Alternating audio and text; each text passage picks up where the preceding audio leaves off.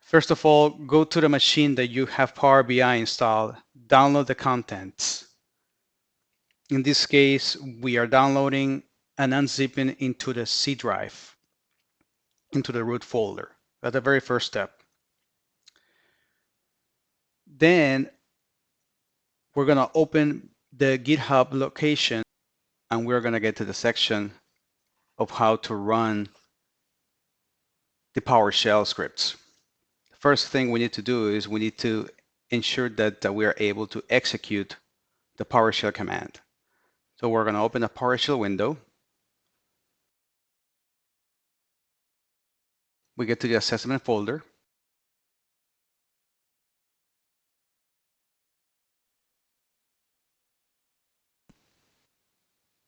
We just set the policy. Then we execute the PowerShell command. This is where we specify the source. If all the database is going to be considered, the DSN entry, if it's going to be SQL authorization, and username and password. You want to make sure that you have your DSN configured prior to executing this PowerShell command. Then it will execute a series of queries behind the scenes and collect information into CSV files. Now we're going to go back to the assessment folder, the one we unzipped.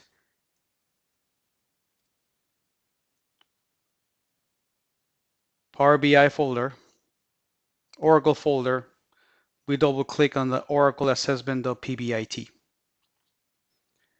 Now we're going to paste the location where the results were copied into as a first parameter. That's the only parameter needed. Power BI is going to read those files and then generate a dashboard. Multiple pages. In this first page is going to display high-level information of the Oracle environment that has been assessed.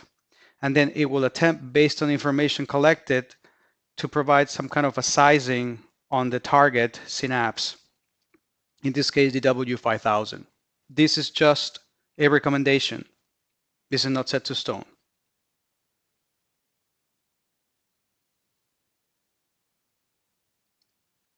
In this page of Azure Estimates, we have an additional suggestion based on storage. And this is where you can start playing on these sliders, specifying the target compression multiplier, which is conservatively 4:1 ratio, how much hot data is leveraged from this environment on a daily basis, in this case 25%, and the yearly growth. In this other view, on the architect view, we have more information about the instance or instances that have been collected. Tables, indexes, views, sequences, etc. On the tables page, you have all the table information aggregated for all the schemas that have been assessed. You can always drill down or drill up from the options on the left to further analyze your environment.